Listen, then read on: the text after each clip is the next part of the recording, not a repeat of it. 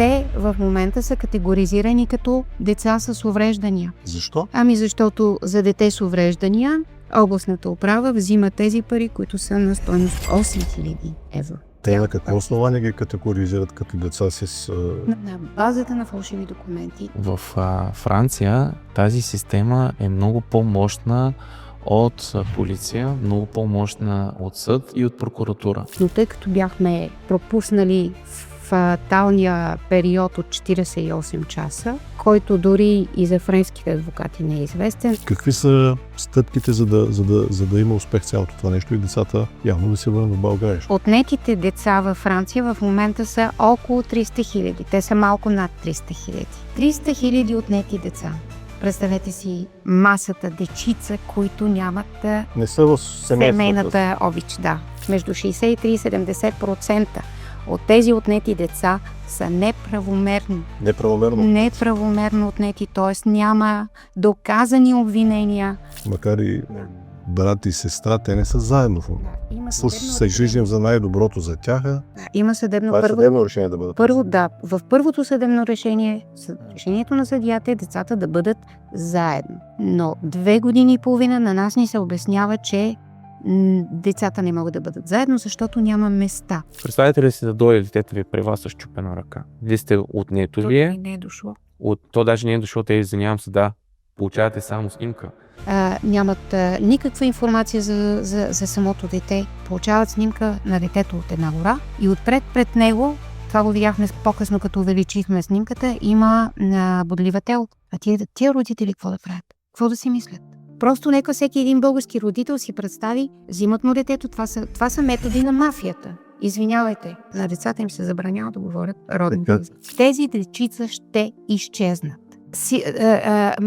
Знам за думата, че е много силна. Под тази дума аз разбирам. Ние нямаме информация къде са водени децата. Останете си в България, Бога ми. Възпитавайте си децата в България. Тук е най-добрата им среда.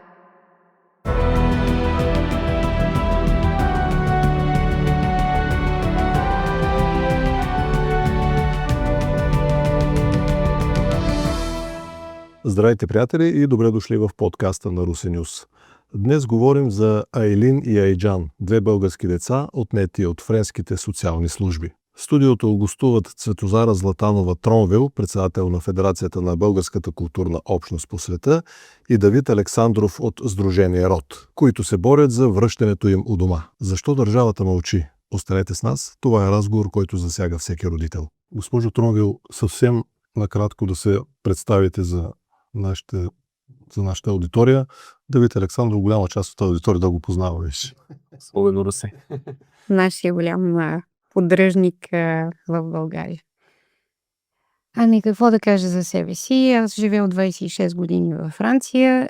Хората ме познават като заклет преводач там и човек, който като председател на Федерацията на българските културни общности, чиято цел е да защитава интересите на българите в чужбина.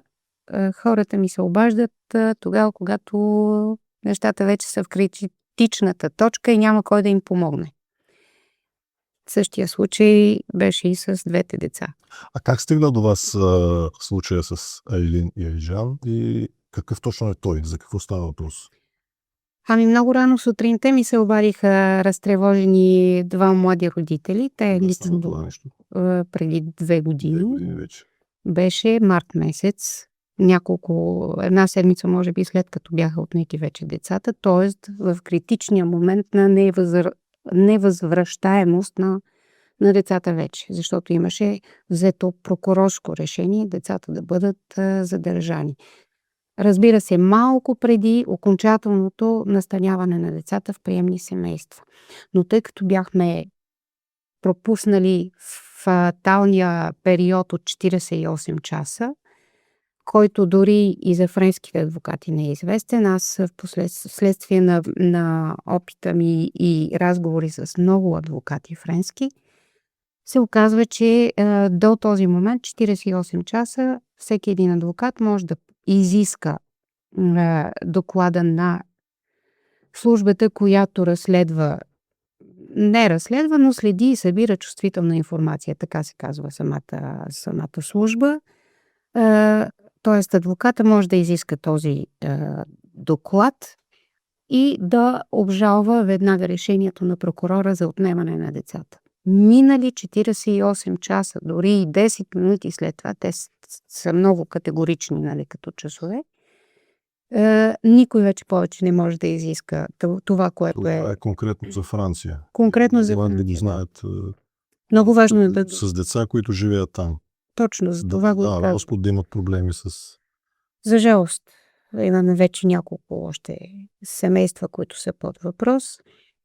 Така че до 48 часа, ако хората знаят, имат адвокат, трябва да изискат този доклад на службите и да обжалват, за да могат да си върнат веднага децата. Оттам насетне започват едни съдебни процедури и лабиринтите на френската съдебна система, от която много трудно се излиза, защото това там е вече много, много твърдо навлязло детското правосъдие или ювеналната юстиция и заплахата за България тази, че и тук искат да въведат тази ювенална юстиция. Ние и България като член на Европейския съюз. Да.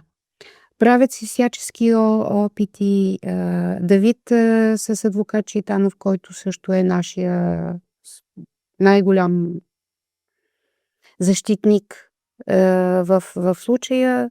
Бяхте направили преди 2 години една прекрасна конференция. Тогава беше закона за защита на децата. Тогава се обсъждаше, че няма нужда от този закон. Тогава също се правиха опити за тая детска ювенална юстиция, нали, детско правосъдие. Аз много се надявам, че ти вече като бъдеш политик няма да допуснете това нещо, защото това детско правосъдие просто е много, много опасно и за деца, и за родители. Добре, господин Александров, как Сдружение РОД стигна до този случай? Малко повече конкретика за самия случай и какво сте направили до момента? Стигаме благодарение на Цвети. Разбира се, понеже тя е и член на нашата организация и ни информира за ситуацията, която е в Франция. И това не е първият случай, с който ние се занимаваме. Когато имаме възможност и достъп до такава информация, гледаме да се включваме по някакъв начин, било то с правна защита, било то с контакти и взаимоотношения с местна власт, с националната власт, било то с протести, което обикновено е крайната форма. РОД, когато стига до протест, означава, че вече сме изчерпани от към обичайните похвати и методи за работа и затова се налага вече да прибягнем към следващата крачка. В ситуацията, която Цвети току-що разказа, е много важно да отбележим, че на тези родители са им нарушени някои много важни права по международното право. Като юрист това нещо ще го кажа, защото не може да гледаш с чуждестранни граждани само единствено френското законодателство, което те наблягат само единствено на това в съда. Единствено докато че там в момента се опитва в съдебната зала да обърне този дневен ред и да се наблегне на това, че това са български граждани, които имат все пак защита и по международното право. А именно какво е това? Тези хора в тези 48 часа, за която Цвети току-що разказа, не са били уведомени за това, че те трябва много успешно да си намерят юрист, трябва да си намерят адвокат. Тоест за тези 48 критични часа не са имали заклетия преводач, който се включва, нали така, на по-късен етап. С хора, които все още не разбират много добре френски език и са оставени в това тези 48 часа да ги изтърват. Добре, това не е ли задължение на човек, който изпадне в тежка ситуация, сам да се информира какво точно трябва да направи според законите на съответната държава и не е ли нормално, когато сме във Франция, да спазваме техните закони? Ами за случай ние с нищо не сме и родителите с нищо не са нарушили френските закони. Точно обратното, те са едни от малкото български иммигранти, които са се вписали в икономическата обстановка на Франция. Бащата е работил, въпреки че не е знал френски език. Разбрал е, че трябва да научи и да може да комуницира с местните работодатели, така че той още от началото си е намерил работа на трудов договор и то постоянен трудов договор, а не временен. За разлика от много от нашите семейства от тия среди, нали, които тръгват да търсят прехраната си И работят на черно. и работят на черно. Едно от малкото семейства, които има бащата добра заплата и който си плаща и данъците там. А майката работи ли? Майката, нека да уточним, че това е мюсюлманско семейство и естествено майката, като млада майка с 2 деца, тя стои вкъщи и гледа деца. Културна особеност на общността. Да. И освен това тя не знае френски, защото не е била толкова дълго, колкото мъжа й. И знаете, че нашите мюсюлмани предпочитат по-скоро да гледат дома, отколкото да бъдат в друга. Жената има деца, стои вкъщи и си гледа децата. И имат патриархално отношение в семейството, което аз много адмирирам, защото мисля, че е напълно нормално една майка да си отгледа децата и тогава да мисли за някаква реализация професионална. Те не са ли отгледани? Те все пак към този момент са били на колко? На 7 и на 9 И години? на 9 години. По френското законодателство до 12 години едно дете не трябва да бъде оставено само вкъщи. Така че тя си останала да си... Спазва закона. Наказуемо. Да. Наказуемо. Освен това, за да вземат една детегледачка и майката да ходи на работа, струва толкова, колкото майката ще получава, т.е. заплатата и ще отива за една детегледачка. Т.е. един чужд човек, който нито езиково може да се приобщи към децата, на основните езици, на които комуникира семейството, са турски и Те български. трябва да ходят на училище, на детска градина на тази възраст. Дори да ходят задължително от 3 годишна възраст. Когато се приберат, пак трябва да бъдете гледачи. Но трябва някой да ги взима от детската градина. Това е 4 часа. След това трябва да ги води обикновено, нали, на извънкласни занимания. Може би това, което е важно да уточним за конкретната ситуация. Децата са си в България доста дълго време и когато родителите ги взимат със себе си в Франция, колко време след това се случва конкретната ситуация? Значи, както много български семейства, те пътуват, идват си до България. Летните ваканции са тоже решени. Освен това, когато има проблем, а техният проблем е бил с жилището, предпочели са да се върнат в България, а не да оставят на улицата и да търсят, нали, с проблемите си дом. Добре, каква е конкретната ситуация и как се стига до това френските социални служби да отнемат тези деца? Защо? Ами защото срещу тях е имала една съседка. Майката, точно това трябваше, нали, основния момент, че майката пристига август месец, 24-та с децата. За да може да... Той е бил предварително там, работи Той продължава да работи, да осигурява всичко. Да. Отиват в готова обстановка, добра, нормална обстановка. Намират жилище. За да бъдат заедно, да не дадат разделени. Намират жилище благодарение на тази съседка, нали, на баща й. Настаняват се в жилището и имат 1 месец до започването на училището. Децата буквално са стояли 1 месец. Тоест те 2 години преди това обаче са учили в български училища. И двете. В предучилищна и в първи и втори клас момченцето. Така че те са носители в този момент на български език и на говоримия турски в семейна среда. След 1 месец да ги записват на училище и те тръгват веднага в клас, който е равностоен на възрастта им. Тоест те тръгват на една равна нога с френско говорящите деца.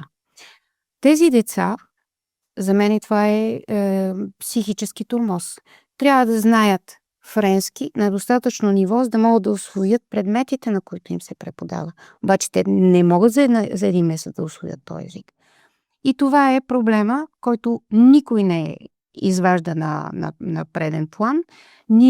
Т.е. аз малко по-късно започнах да осъзнавам, нали, след разказите на майката, че тези хора, майката и децата, не са имали възможност да се адаптират още към обстановката и върху тях дамоклевия меч, стоварва се френската административна система и решава, че трябва да вземе децата, защото в първото решение съдебно пише: момченцето комуникира с знаци и с звуци. Господи хора, тия съдии гледали ли са, нали, изслушали ли са майката. До този момент няма изслушване на родителите. Има някакво събиране на информация от хора, които не говорят български. Има тази жена, най-големия проблем, тяхната съседка отива и започва да говори френски. Да, те не говорят френски, съседката говори френски. Майката се предоверява, защото е единствената връзка, нали, помощ в момента, някой да й каже как трябва да живее. Те са помагали в ученето на френски на децата. Аз много мога да разказвам как са се развили нещата там, но няма, нали, да изпадаме в тия подробности. Така че тия хора, някой започва да ги обвинява, че децата не са комуникирали на френски и не са научили френски, майката не е говорила френски, а всъщност те не са имали времето. Само заради това ли? Не, че са били бити, не, че са били...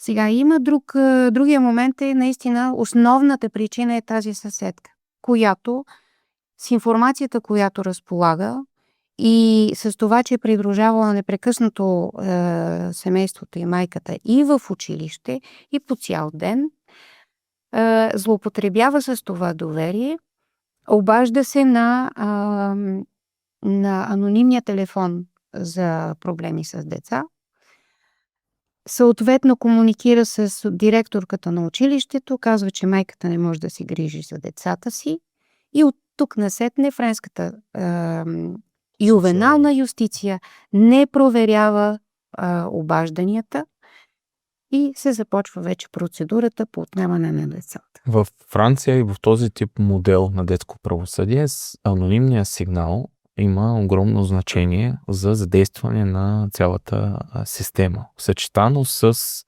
училище, съчетано с деца, които в момента нямат комуникация с останалите и примерно обратна връзка от учителя на конкретното дете, което е в училище, че е изостанало, защото това е обвинението, което те получават, автоматично тази система решава да действа, за да има най-добрия интерес за детето.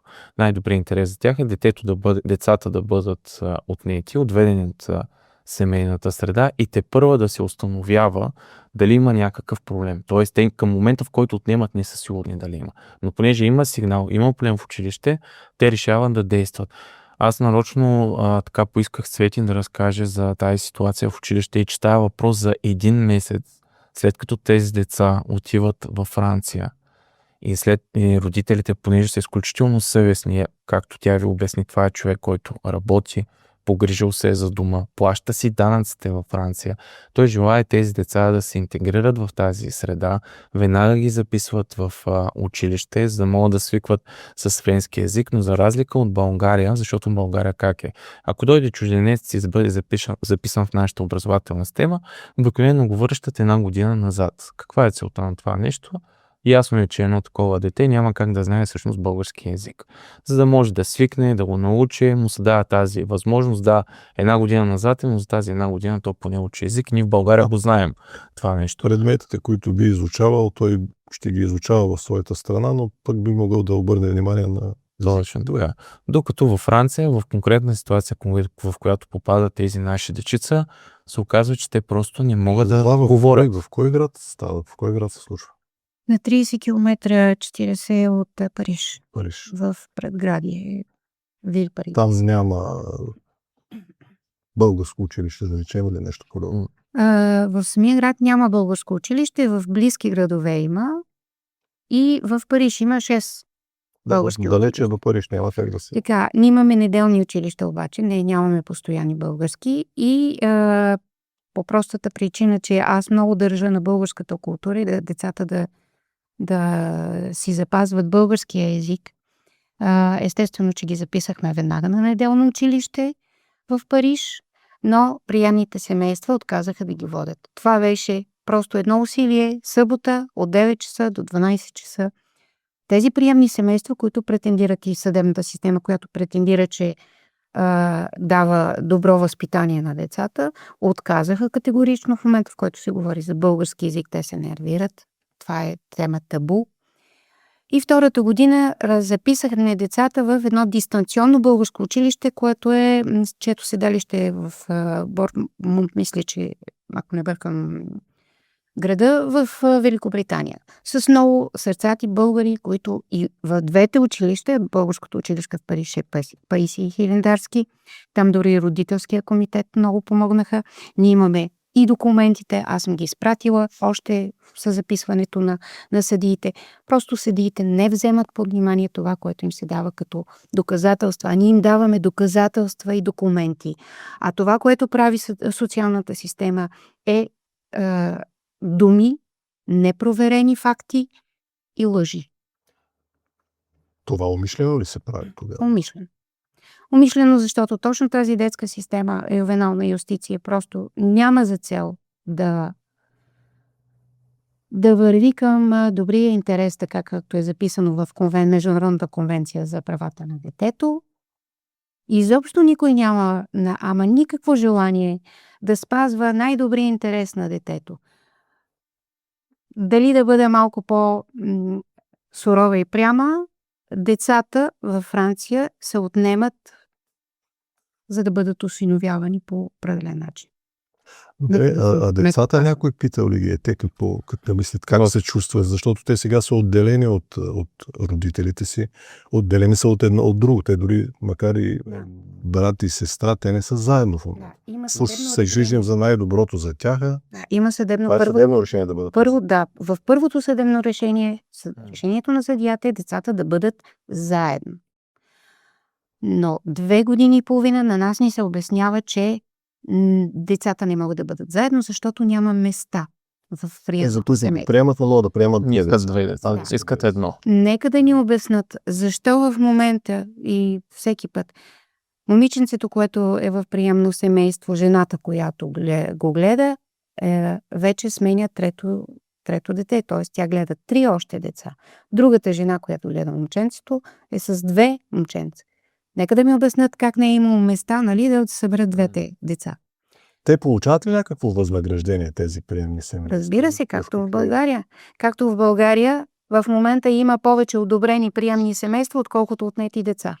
Нека и в България също това нещо и тая тенденция да се преразгледа. Защо има повече приемни семейства, отколкото нула? Икономически изгодно. Разбира се, 2000 евро за семейство, което гледа във Франция, което гледа едно дете.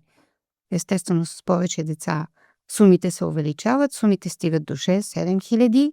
Има един тънък момент, който нашите български деца също пострадаха от това нещо, е, че те в момента са категоризирани като деца с увреждания. Защо? Защото за дете с увреждания областната управа взима тези пари, които са на стойност 8000 евро. Тези пари ги взема областна управа, не този, който гледа децата. Областната управа взима парите за грижите за тия деца. Семейството взима 2000 на дете. Останалите пари, един вид държавата ги взима, за да може да ги преразпредели в те на какво основание ги категоризират като деца с... На базата на фалшиви документи. Изостанали, да. На базата на фалшиви документи, на базата това, че те не обърнаха внимание, че родителите са си водили децата и в България, има медицински документи, аз съм ги изпратила, има и френски медицински документи, че родителите са се грижили за децата така, както трябва. Един тънък момент. Аз попадам защо нашето това мюсюлманско семейство, както много други мюсюлмански семейства, и вчера ние направихме едно интервю с дядото и с неговите дъщери, други 2 дъщери, които живеят в чужбина. Те са от едно русинско село. Тук не близо от нашия район. Тя затова Цвети всъщност е в момента в Русе. Значи тънкият момент е, че... Извинете, нарочно пазим. Да, разбрах формация.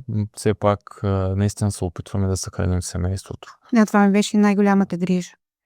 Да нямат семейството още тормоз, защото тормоза им е прекалено много. И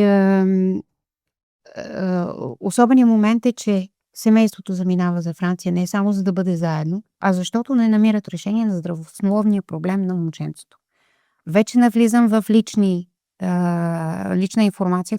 Там здравна помощ. И здравна помощ, защото България чисто и просто виждате в какво състояние са нашите болници. Да не говорим за педиатричната грижа в България, когато има една болница детска, която казват от колко години я строят, за какви пари става Вече се опитват. и какво наистина иска да постигнат с тази детска болница. Срамота е 20 години да не можем да построим една болница. Нали? Спирам с моите критики. И Лиричното отклонение. да, аз имам тая тенденция да критикувам, но позитивно. Конструктивно по-скоро. И родителите отиват за да търсят, да намерят решение, защо детенцето не може да ходи до туалетна нормално. И той на 10 години на 10 години се оказва с памперс. Те са видяли най-малко 10 на лекара тук. Лекарите и специалистите им казват, че този проблем ще отмре с времето още повече, когато детето стане на... възраст. Да. И те тръгват естествено по белия свят, както много български семейства и затова много да разказвам. Тръгват от взор. Тръгват за удоволствие. Да си помогнат на децата и на себе си, разбира се, да се реализират. Другия момент, който никой не обръща внимание, особено директорката на училище, която също реагира клеветнически, и ние с адвокат Шитанов мислиме вече да подаваме жалби за клевета, е, че детенцето, ходейки на училище, в решението е записано, че детето е агресивно, аз цитирам дословно, детето е агресивно към своите съученици и към възрастните. Детето не е агресивно. Вие ако видите детенцето какво ангелче е, и двете дечица са красиви, вие публикувахте снимките. Аз съм комуникирала и комуникирам с децата. Те просто са прекрасни деца и са възпитани в тая наша българска традиция да уважават възрастния, да са учтиви, да са така по-скромни. Просто са прекрасни деца. Тъй като в момента вие сте в съдебна фаза, затова ще се задам въпроса към господин Александров. Да. Защо го правят французите? Това е дългата тема, която Цвети вече няколко пъти засегна. Цялата система, която се появява в момента във Франция, в Германия, в Норвегия, в Англия. И която казвате вие, може да се появи в България. Те се опитват изключително агресивно да ни я въведат многократно, за което организация като нашата много пъти се опитвала да възпира. За сега все още успяваме, но на парчета във времето успяват да вкарат някои неща. Това е така детското правосъдие, което по-рано нарекохме. И всъщност, което е страшното в тези държави, че има система в системата. Примерно в известното в България случая с Норвегия системата Барневерн.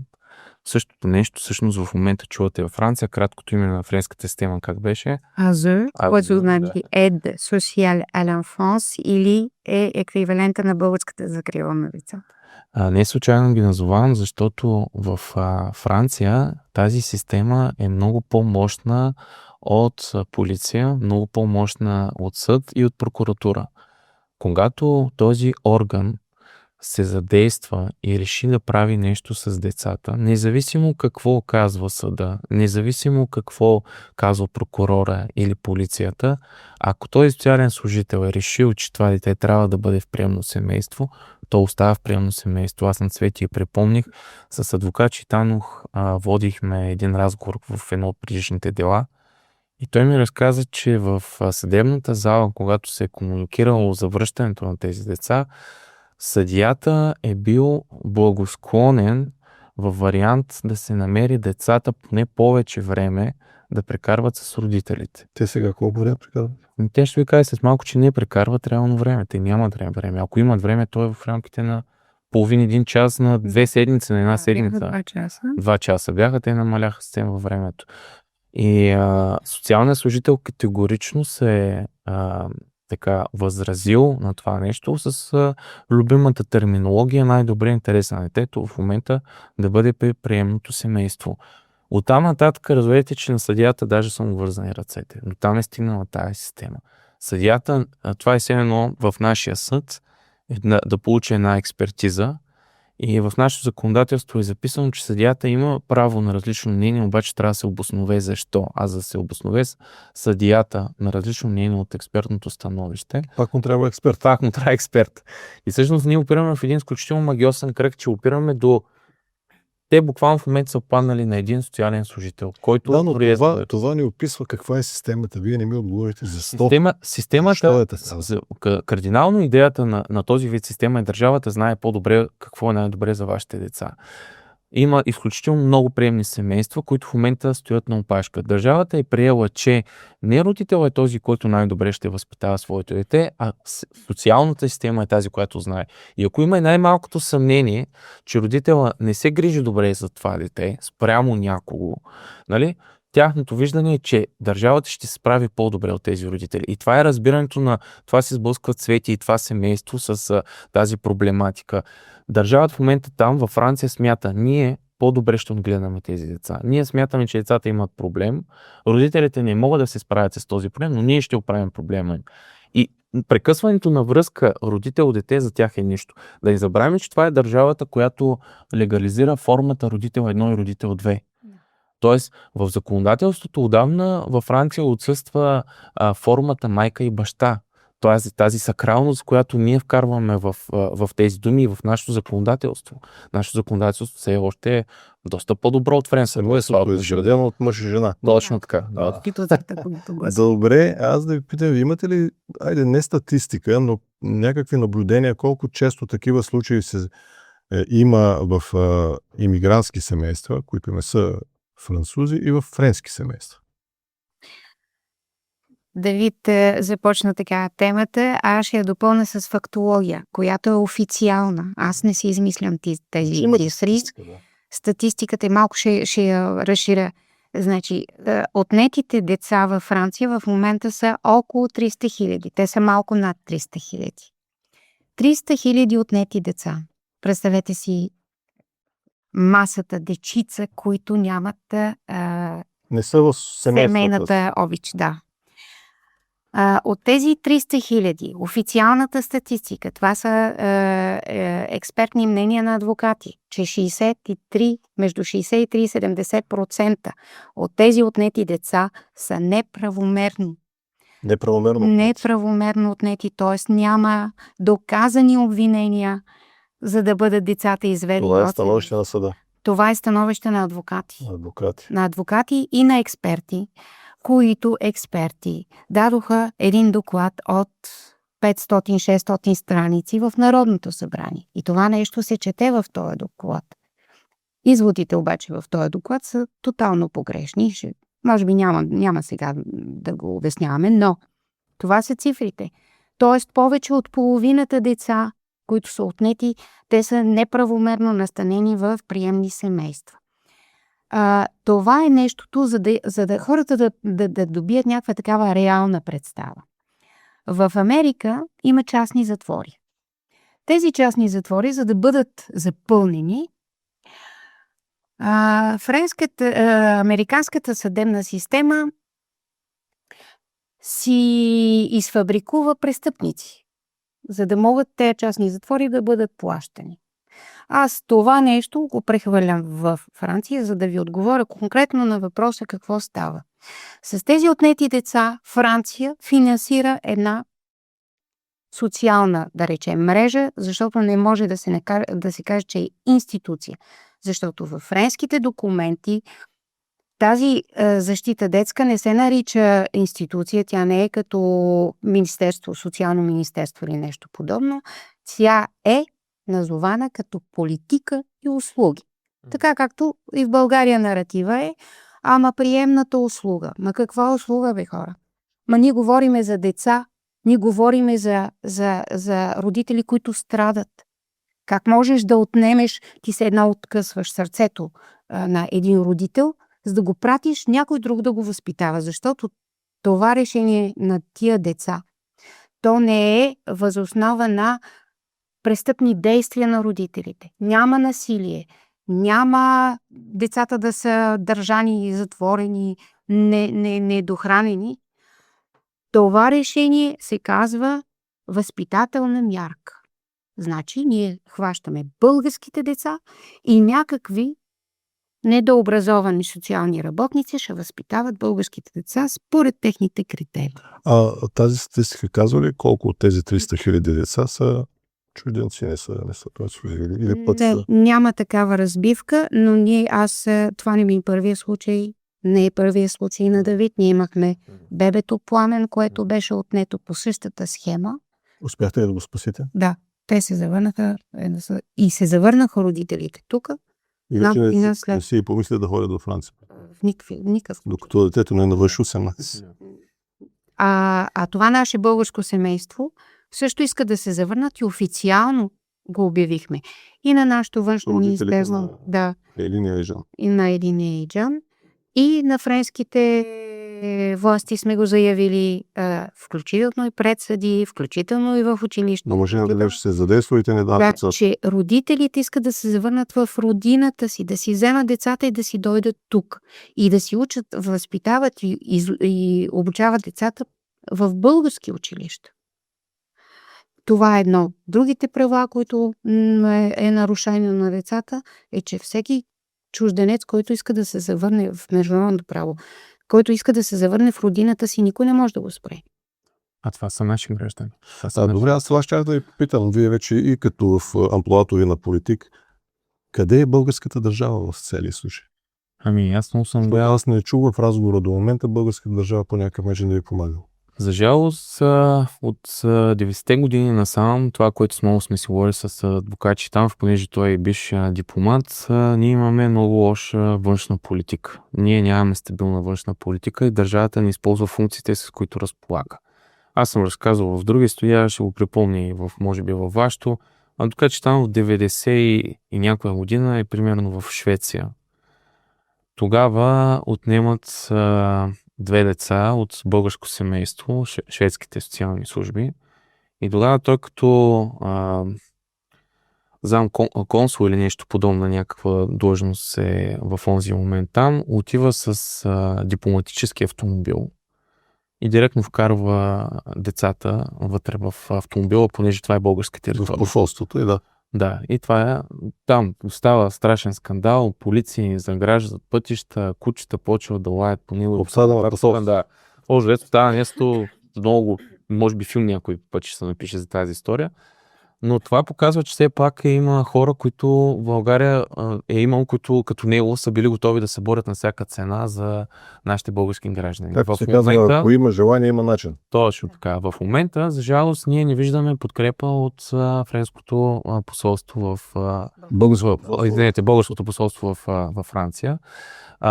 Но когато се включат, има ефект. Аз ще припомня случая, примерно Екатерина, който беше в Германия, бебе на 9 месеца, в което и тук в Руси също правихме протести. Децата бяха от тук пак близките райони около Русе. Тогава, когато се намеси консула и държавата, детето беше върнато за няколко месеца. 2-3 месеца. Детето беше, първо майката беше допусната в социалната система да спи с детето си в специален дом, в който да бъде наблюдаван от социален служител. И за общо 2 или 3 месеца детето беше върнато и се прибраха в България веднага. Докато тук, понеже ни оставят сами, и в този казус нашия консул там общо взето казва, те така са преценили френската служба, френската система, ние нищо не можем да направим по въпроса, в крайна сметка да са преценили, като са идвали тук. Между другото, нещо подобно чух и 2020 година бяхме в в социално министерство, тогава беше министър Сачева. И тя тогава ни казва, българите, когато заминават чужбина, не си знаят правата и по-добре да не ходят, защото там като се случи нещо такова, ние няма какво да направим. Защо не вкараха в Европейския съюз, ако няма да може да ходят? Това са вече допълнителни големи глобални въпроси, но това, което цялото нещо искам да насоча. Когато държавата се намеси и защити своите граждани, нещата се случват. Защото това е международно право и тук са международни отношения. И аз затова много се надявам да успеем да изкараме казуса от просто френското законодателство и наистина го вкараме в международното, което България е страна по това в тези отношения. Защото това са наши 2 български деца. Българската държава трябва да направи всичко възможно в момента и аз се надявам, че с промяната в политическата обстановка и с тези подкасти, и с утре, и с тази пресконференция, всъщност, която ще има в БТА, да се вдигне тази общественост, да се вдигнат и политиците и наистина да разберат, тук трябва да има наш политически гръб. Защото наистина аз мятам, че ако някой сериозно се намеси, работа може да бъде разрешена за дни, седмици. Наистина може да стане по този начин. Българската държава може да каже, добре, да кажем родителите не се справят. Хипотетично да приемем, че не могат да отглеждат детето си, но да не забравяме, че има рода. И по международното... Или върнете ги в България на българската социална система. На българската социална система, нека българските социални служители да преценят. Ние за затворници се разбираме и има такива отношения, а за българските деца не можем да се разберем ли? А да не забравяме, че тук има баби, дядовци, чичо, леля, има голяма рода, хора, които имат условия и то нормални, много добри условия за отглеждане. Нали, защо тези деца не им се даде възможност, между другото, като вие казахте Европейския съюз, в Европейския съюз има множество законодателства за децата, които отговарят за всички държави. Някои от тях са тези, които аз принципно съм бил срещу, примерно европейска гаранция за детето, европейска стратегия за детето. Но дори в тези документи е записано, че семейството е разширения кръг. Тоест, семейството никога не е само майката и бащата. Ако майката и бащата да приемем, че не са компетентни, имаме разширение. Защо? Абсолютно. Защо френските социални служби и френския съд в момента не взимат адекватното решение? Добре, тези дечица дайте да ги върнем в България на техните баба. И те, между другото, имат партньорски отношения с българската социална система, както вие по-рано как. Тоест, комуникацията между тяхната социална система, детска социална система и нашата детска социална система може да продължи на институционално ниво.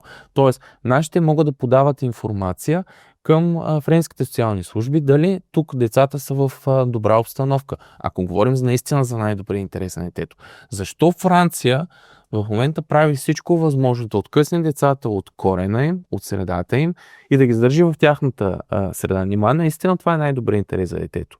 Ако наистина сме толкова загрижени, дайте да го върнем в истинската му. Добре, в февруари месец вие протестирахте пред френското посолство. Тогава никой не ви чу като че ли. Сега имаме ново правителство. Опитвали ли сте се да разговаряте с някой в външно министерство или в... Цвети вече е писала няколко писма. Аз в момента също правя всичко възможно, за да можем да осъществим комуникация. Така че, да кажем, че е минало един месец. Нека да видим от тук нататък. Надявам се и след този разговор, и след пресконференцията, която ще бъде дадена, да има първо гласност благодарение на медиа като вашата и на всички други, които биха отразили този казус, за да се дигне в българската общественост, защото наистина смятаме, че нещата са в българската държава. Не са в френските социални. Добре, чисто юридически аз не съм компетентен, но може ли да се подаде някаква жалба в български съд, който да отсъди нещо и да се изискат тези деца от... Не, право, международното право, когато имате конституирана ситуация в друга държава, не може нашия съд спрямо наистина международните закони. Това е на по-нише. Ниче е на по-нише, но когато имате деликт, имате ситуация някъде другаде, конкретно във Франция, съда вече решава във Франция, българския съд не може да бъде компетентен. Същото би било обратното. Ако френски граждани ситуация имаме в България и деликт в България и българския съд се задейства, не може френския съд да заседава паралелно. Тоест компетентен ще бъде само единствено българския съд. И това наистина има някаква логика, защото разбирате ли какво ще стане в един момент? За всякакви други казуси, не само за този. Нали, френския съд ще осъди едно, българския съд ще осъди друго. Кой съд тогава ще вземе решение? Няма кой. Затова международното право го е решило по този начин въпроса, което принципно е справедливо. Но просто тук ни се извиват ръцете, нали, за да може една система да прави каквото си иска, необезпокоявана по всякакъв начин, нарушавайки правата на родителите, защото след тя започна разговор с тези 48 часа. Ние им е осигурен служебен защитник. Нямат служебен заклет преводач, Което когато имаш такава ситуация, ако е в България, между другото, нашето законодателство това нещо ще го направи. Задължително ще им назначат служебен защитник и задължително ще им зададат заклет преводачи. Нашите полицаи даже не си позволяват да пишат актове, ако няма превод. Френската социална система и френския съд в случая са ни нарушили правата като български граждани. Добре, аз пак наистина не мога да си обясня защо го правят французите, след като това виси на тяхната социална система. Да, става въпрос за едни пари, но те парите излизат от техния джоб. И веднага ще ви кажа. В тази система ювенална юстиция и приемни семейства работят 900 хиляди човека са ангажирани. Тоест, те си решават социалната политика с безработица по този начин. Има цели села, които се издържат само от приемни семейства. Момиченцето живее в такова село. И момиченцето, това село е на 70-стотина километра, малко по-малко от стотина, но е далече от родителите си, далече от брат си. И когато пътувате натам, аз няма обществен транспорт, защото опитвах се да хода до там с обществен транспорт. До там не се стига с обществен транспорт. Стига се с кола. Колата ви минава през обширни полета и гори. И тогава попадате в едно село, защото ходих чисто не за да проверявам къде живее детето, а бяхме поканени и аз на родителска среща. GPS-а локализира училището там, където е адреса на детето и се оказва, че това училище е затворено. И ние с родителите 3 часа стоим отпред и се чудим къде да намерим училището. Училището се оказва на още 5-10 км по-далече, пак през горите Лилейски. Нали? И това дете пътува всеки ден с някакъв автобус или с някаква кола или с някакво такси. Защото имаше и момент, че това дете, когато беше водено на срещите в медиационния център с родителите, беше качено на такси, а разстоянието между пътя е час и половина. И това детенце само с таксиметров шофьор. Може би имало разрешително, но през горите Лилейски, вие като родители ще сте спокойни ли? Няма да ги пуснем посмъртно, да. След като знаем, че във Франция, аз ще ви изнеса факти, които са последни и те са много, много безпокоителни фактите във Франция. Последното те събития във френските училища са за изнасилени деца. Последното дело, което се води във Франция е за 9 мънички изнасилени деца между 4 и 7 години. Последното решение съдийско, което е в наказателно съд, производство, е, че насилника, който е детски аниматор, след училищна форма, нали? Този насилник е освободен. Вие представете ли си как се чувстват едни млади родители, на които детето е изнасилено и съдията решава, че и насилника не е виновен? Защото поведението му е било, нали, не много подходящо, обаче нямало достатъчно доказателства. Добре, вие казахте, че 2 часа или 2 пъти седмично успява да се видят родителите с децата. Да, от началото. Но доколкото разбрах, то трябва да става с присъствието на социален работник, за да знае той какво се случва. А за да знае той какво се случва, как се осъществява комуникацията с тези деца? Родителите не говорят, т.е. бащата говори френски, то от време на време. Продължават да говорят на френски, за да може социалният работник да знае. Да, на децата им се забранява да говорят родните езици. Ти имаше достъп също, кажи, по време на тези срещи? Сега в началото имах достъп, защото не знаеха, нали, как ще реагирам. И мене ме канеха на тези срещи в социалните... Като преводач. Като преводач, да, като професионален човек, който превежда на родителите. Не на социалния работник, а на родителите. На родителите, да. А те си водеха от своя страна преводачи на турски, обаче не заклети преводачи. И тези преводачи са си на социалните работници. Те не са неутрални. Обвинението на съдийката, защо аз не мога вече да присъствам и да придружавам на родителите нито в съдебен процес, нито по време на разговорите с социални служби, защото аз съм била пристрастна. Защитавала съм ги и ще преведа нещата така, както... Само че тая съдийка не може да си представи, че аз съм полагала клетва да бъда изключително неутрален и професионален. Да. Клетвата ми е такава и съм се заклела в две съдилища. Ти си длъжна да превеждаш точно това, тъй като ти не можеш да изкривяваш Както един информация. съдия трябва да е неутрален, а повярвайте ми, тези детски съдии не са неутрални, защото техните решения са единствено и само върху базата на заключения на социалните работници. Така че аз претендирам, че съм много по-неутрална, когато превеждам, спрямо съдията, който взима решения, и спрямо тези преводачи, които ги водят и не са заклети преводачи. Добре. Какво следва от тук нататък? В случая да речем, че до известна степен не се изясни това всичко, което сте свършили до момента, но какво правим от тук нататък, за да дай Боже да се задейства българска държава, но вие лично и вие и Сдружение Род, какви са стъпките, за да има успех цялото това нещо и децата явно да се върнат в България, защото там няма. Да. Битката е на две нива. Така както я водим в момента, едното е през съда в Франция. Сега, доколко са големи шансовете там, е много трудно да кажем. Не са големи, доколко разбирам. Самата инстанция вече, до която сме стигнали, и възможностите за реакция са много ограничени. Там на каква инстанция?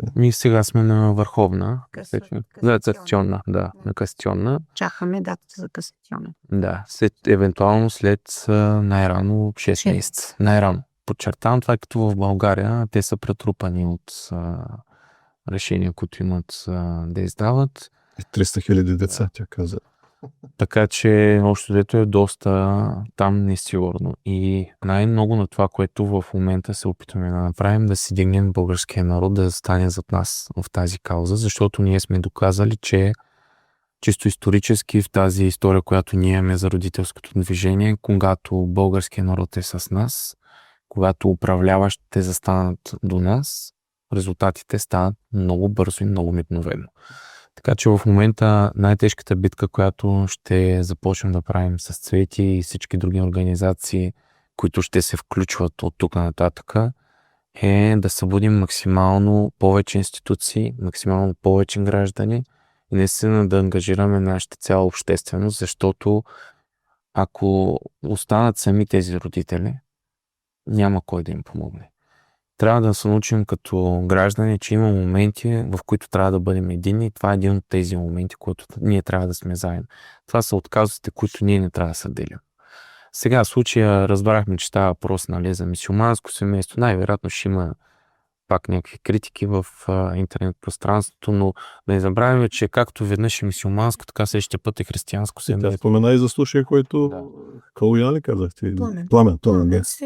Българи християни. Аз също споменах в случая бебето е Катерина, 9-месечно бебе, което беше отнето от болничната стая от ръцете на майка му, без никакви присъди и обвинения. Пак след това време сигнал или как? Там беше малко по-различна ситуацията. Семейството претърпява ПТП в друга държава, но понеже живеят в Германия, решават да се приберат в Германия и постъпват в болница. Тоест ПТП-то е било леко.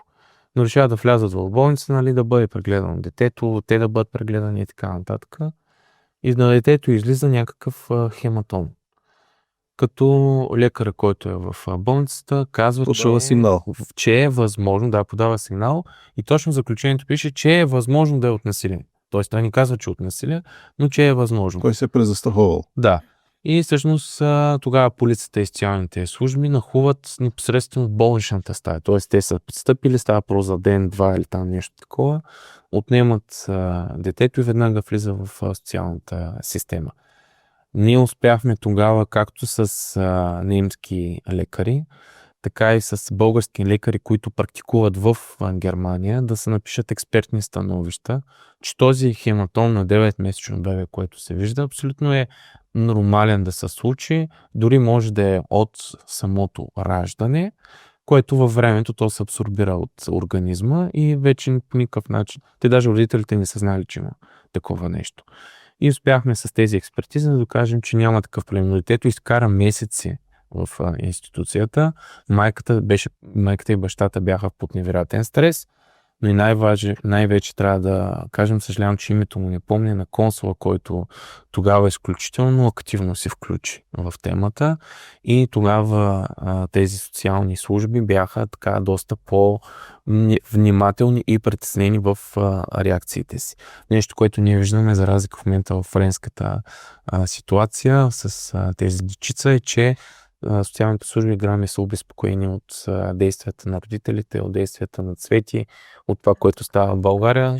Да, от адвокат Читанов. Те в момента са си така, не правят каквото си искат. Те имат 2 часа на седмица ли беше в момента? Имаха 2 часа. Да, намалиха ги на 1 час в момента, а започнаха да прескачат някои посещения. Те започват да получават само някакви снимки от някъде си на детето. Като дори най-пократителната тя Цвети мисля, че не го разказа сега при вас, едно от най-страшните неща, които представите ли си да дойде детето ви при вас с счупена ръка? Вие сте отнето ли е? Не е дошло. То даже не е дошло, те извинявам се, да. Получавате само снимка. И виждаш, че ръката е и ръката е щупена с бинт, нали, цялото това нещо. Как вие ще се почувствате като ли? Това е отвратителна ситуация. Това е нещо, с което някой ви е взимал детето и детето ви някъде по някаква форма е пострадало. Дори да е пострадал по най-елементарния начин, той е пострадал. Но кажете, че ако това се случи в семейството, ако детето е било в семейството си и някой види снимка с бинтована или гипсирана ръка, то това дете би могло да бъде отнето, а когато вече е отнето и е с гипсирана ръка, нищо не може да се направи. Значи, това е най-добрият интерес за детето. Най-добрият интерес е да бъде в това приемно семейство, което, между другото, приемните семейства, както във Франция, така и в България, те, разберете, нямат постоянен контрол.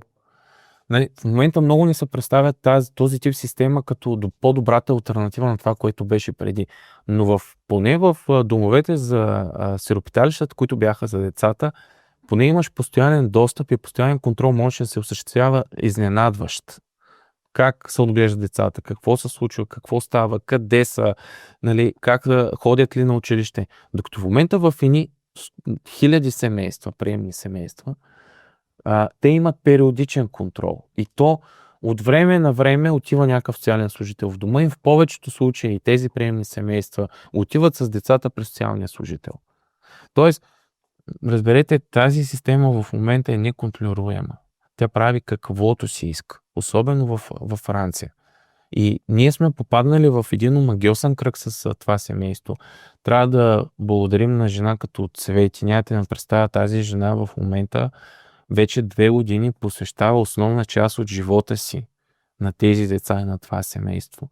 Трябва да кажем, че дори, тя знам, че ще отрече да го каже, финансово дори започва да има трудности, защото е посветено времето и ангажимент е основно за това семейство, което разбере, че то в един момент, колкото и да бащата да работи и каквито пари да изкарва ти, сблъсквайки се с съда, сблъсквайки се с цялата тази документация, с тези пътувания, каквито и пари да изкарваш, те хвърчат.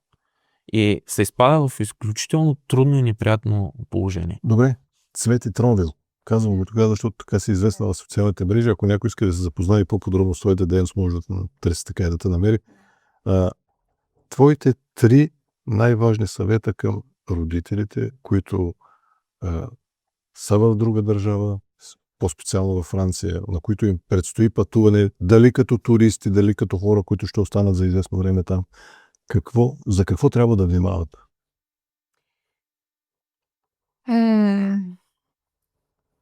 На устата са ми много неща за казване. Тези 2 дечица, нека знаем, че са един концентриран Гордиев възел с проблемите на България. Това не са проблеми само на тези родители, само на френската система за закрила на децата. А това са проблеми, които България ги има и не ги е решила. Аз казах, родителите са заминали заради това, че нашата здравна система не работи. От тук насетне нашите избранници, се надявам, да стигнат до едно нормализиране на този наш икономически и политически живот. Българските болници да не бъдат вече търговски дружества, а да станат нормални здравни заведения, където да се осигурява здравна грижа. И да се дава тогава грижа и наистина хората да намират лечение и решение в нашите си болници. А не да ги отпращаме по разни чужбини да бъдат лекувани в чужбина. Един от проблемите, който много дълго време стоеше, беше Агенцията за лечение на децата в чужбина и на българите в чужбина.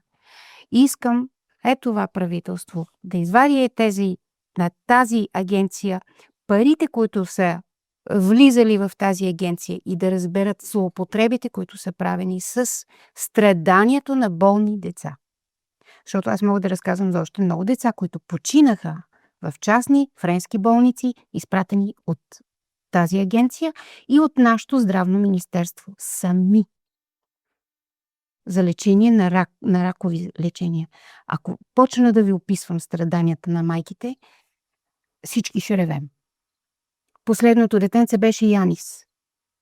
Загубихме го по време на COVID.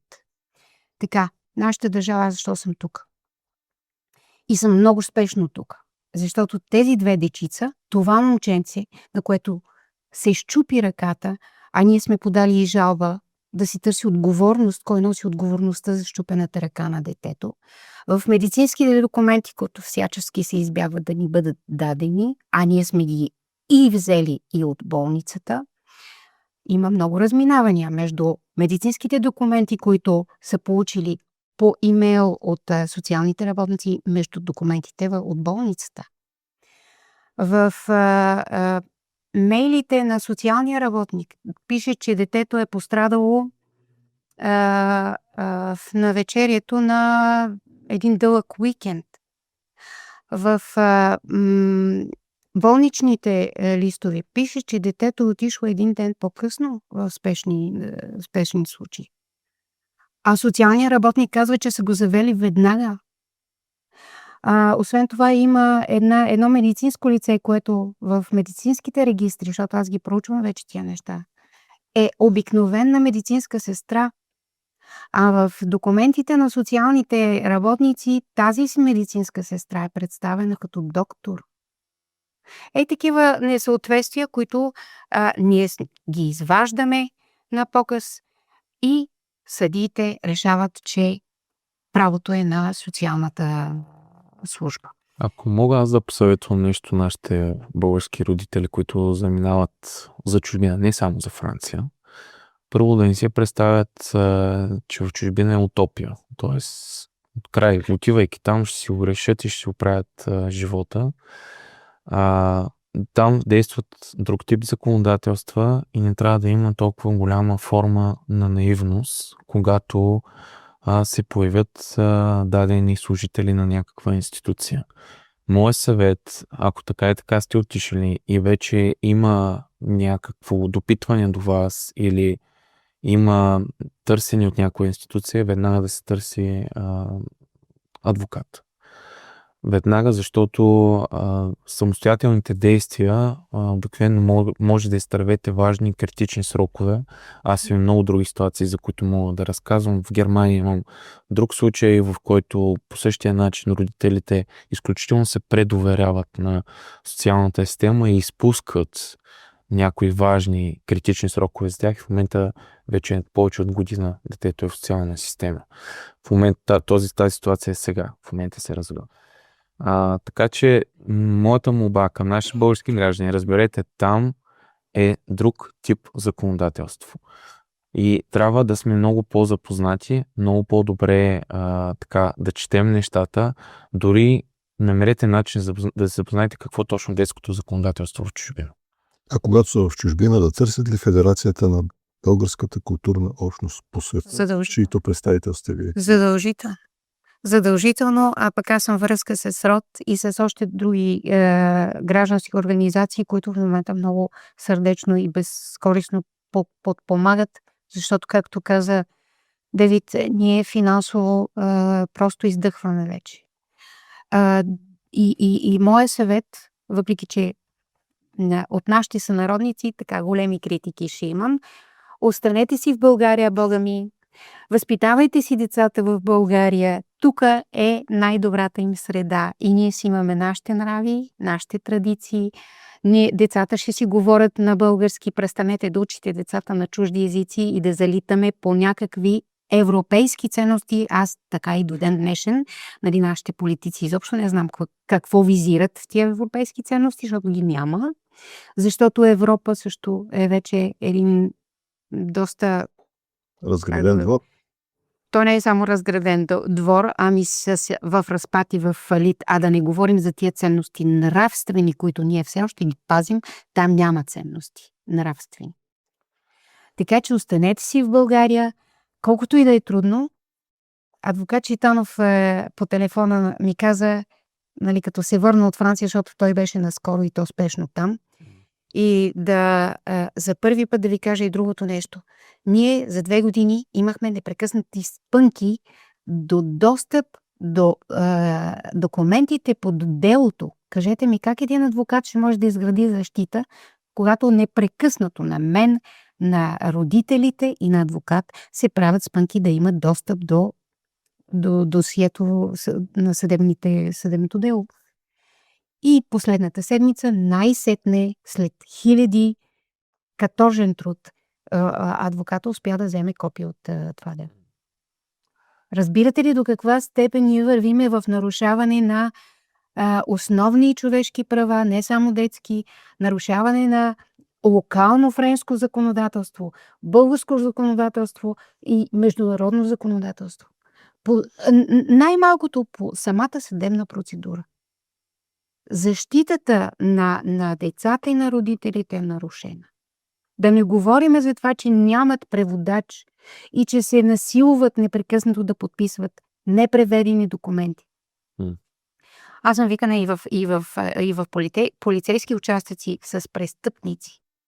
Никога не съм имала случаи след разпит и превод полицай да ми извади проведения разпит, записан и да ми каже подписвайте. Няма такова нещо. Защото основно право, 3 основни правила и нашите българи да си го някъде да си водят едно листче. 3 основни права, когато ви задържат и някой ви обвини в нещо, е адвокат, лекар и преводач заклет. И без това нещо не може да се започне ни разпит, ни каквито и да било обвинения. И не преводач съседката, която е клеветница. Защото тази съседка се е опитвала да разведе родителите, казвайки, че твоя мъж не става за нищо. Защото имало и корисни цели. Защото моралният облик на тая жена никой не го потърсил, както адвоката го извадил по време на в апелативен съд. И никой тези факти не ги проверява. Просто има една цел. Децата да бъдат взети от родителите, да бъдат разделени. Това разделяне постоянно на дечицата да живеят отделно. Всеки психолог и психиатър ще ви го каже, това е разделяне постепенно, отчуждаване и свикване да бъдеш сам. Което значи, че тези деца са тръгнали към осиновяване и то с търговска цел. Добре. Благодаря ви. Желая ви успех и благодаря. Дано наистина държавата да ви чуе. Българската държава. Да бъде. И нашия народ. Аз много се надявам, че българския народ това е национална кауза. Децата са ни най-важното, най-святото. Ако ние около тази кауза не можем да се обединим, около какво ще се обединим? Тук съм наистина, аз искам българския народ, българската държава, търся държавата. Нали, писали сме на президент, на министър-председател, на всеки един депутат, на всеки Божи един депутат съм му изпратила лично съобщение. Само да спомена, че Комисията по политики за българите в чужбина в лицето на Стоян Таслаков също направи и изиска информация от Външно министерство.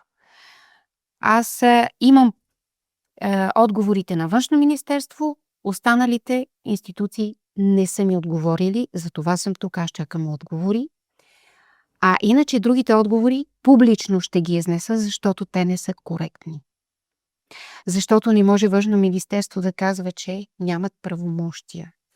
Не могат да ни отговарят също, че когато детенцето изчезна, момченцето, въпреки техните приказки, че аз много подавам сигнали, аз подавам сигнали просто защото познавам системата и знам какво очаква това дете. А това дете го очаква, че настъпвайки лятната ваканция, тези две дечица отново ще изчезнат. Ние няма да имаме информация, родителите става въпрос, няма да имаме информация в рамките на месец и половина-две. Те отиват някъде.